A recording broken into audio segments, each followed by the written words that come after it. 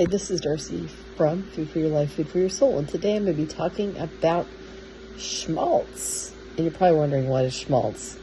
Well, Schmaltz is the rendered fat from poultry, and most commonly we find it in chicken.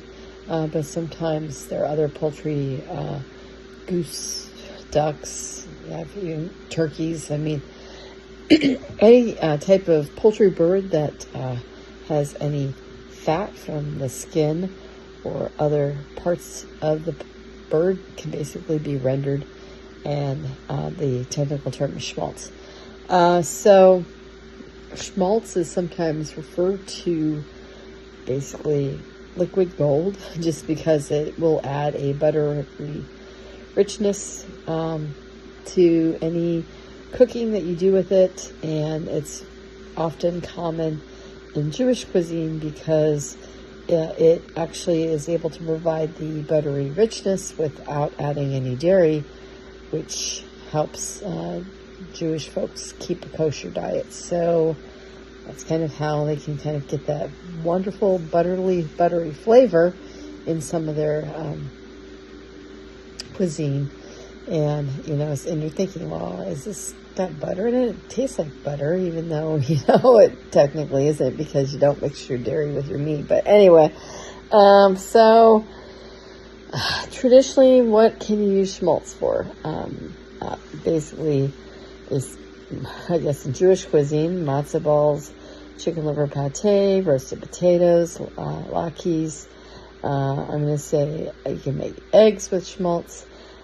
Actually, today I used schmaltz to make my child chicken tenders. So instead of using a vegetable or corn oil, which traditionally I think my mother-in-law would probably use, I decided to use the schmaltz instead.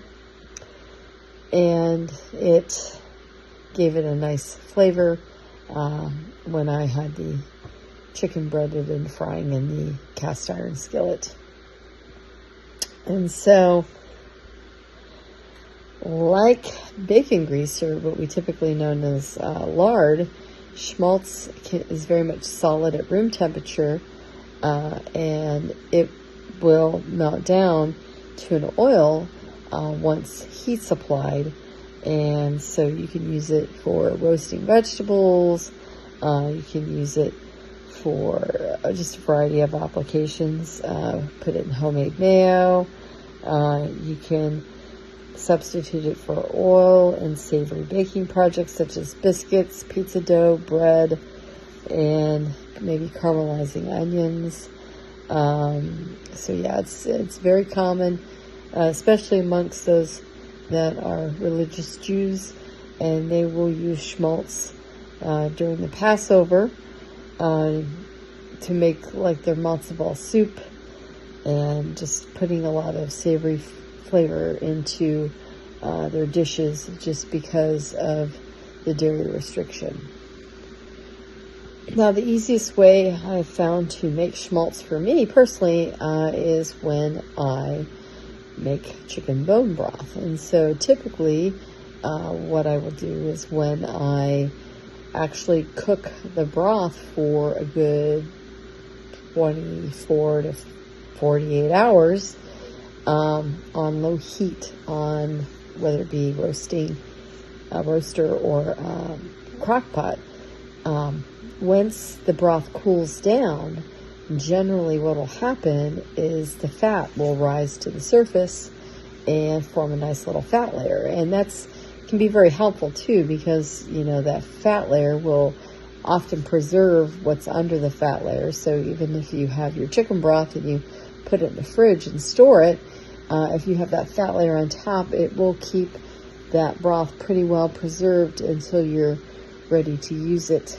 I wouldn't go too long, but I mean, for me, I think my chicken broth may have been like a week old, and I went ahead and finally said, okay, I'm going to get the schmaltz off the top, and then basically heat up the broth. And I actually drank some tonight, and it was actually pretty tasty. It's very, very dense in collagen, by the way. And usually what I'll do is, once I am able to scrape that fat off the top, I will usually throw that in a mason jar, and I'll have my liquid gold of Schmaltz, and I'll show you a picture right here. Now, if you're wondering about the shelf life of Schmaltz, usually if you put it in an airtight container, and that's why I usually put it in a mason jar with those plastic lids, it can stay refrigerated for up to 6 months if stored properly. And that way, you know, if you do it that way, you can use it for quite a while. And, you know, but I have a feeling, you know, if you're using it, you'll go through it a lot quicker than that 6 months. And so it's, you know, one of those things where for me, if I am typically, let's say, doing chicken bone broth or roasting a chicken or something like that, I will definitely keep the Schmaltz, and then that will like replenish my supply if I cycle through it. So if you're wondering, how can you tell if your Schmaltz has gone bad? Well, if it has an off or rancid odor, that probably will be a big indicator that your Schmaltz is bad. It's time to discard it. If it's turned brown or has an unusual discoloration, usually fresh Schmaltz is either a pale yellow or a golden color. If there's graininess, curdling, or separation, fresh Schmaltz should be very smooth and creamy texture at room temperature. And then if you're still unsure after checking the smell and appearance, you can perform the small taste test. And fresh Schmaltz should have a mild chicken-like flavor. And if it tastes sour, bitter, or off in any way, it's just better to discard it. And of course, obviously, if there's signs of mold or unusual growth, better to discard it. Just because, I mean, it's just all going to be bad. It's just not a good thing. So that is what I would recommend, and it might be good periodically to look at your Schmaltz, especially if it's been pushed back in the back of the refrigerator. So yeah, you just want to make sure that you store it properly. And typically what I will do is obviously put it in a mason jar with a plastic lid and put it in the fridge and try to use through it, knowing that it's got pretty much half a year shelf life. And after that, it's just better to maybe roast some more chickens or do some more bone broth and have new Schmaltz. So hopefully this video has been helpful for you so that you can find alternatives to cooking with different oils.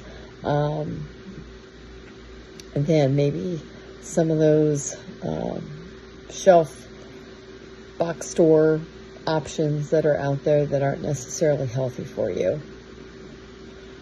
So is Schmaltz good for you? Well, there are pros and cons to using any types of chicken fat. And we'll say the top benefits of Schmaltz may include, it may help cholesterol levels. It's good for high temperature cooking. It fits on a keto diet. It benefits your skin, hair, and nails. As far as the downsides, it could potentially increase the risk of heart issues given that it's made from animal fat. And of course, it isn't for the vegetarians or vegans out there. So obviously not a good vegan or vegetarian option, but for those of you who are trying to steer clear of any of those vegetable oils on shelves these days, like canola oil or rapeseed oil or whatever they're calling it these days, it may be time to go back to some old school cooking with our Schmaltz lards and tallows. Even though they do have saturated fat in them, it may not be all bad if we use it in moderation, just like anything else. Too much of anything is a bad thing. So better to be used in moderation with your cooking. And for that, my friends, I'm going to call it a day and wish you a very blessed day, and enjoy this end of year as we approach 2024. Take care and God bless.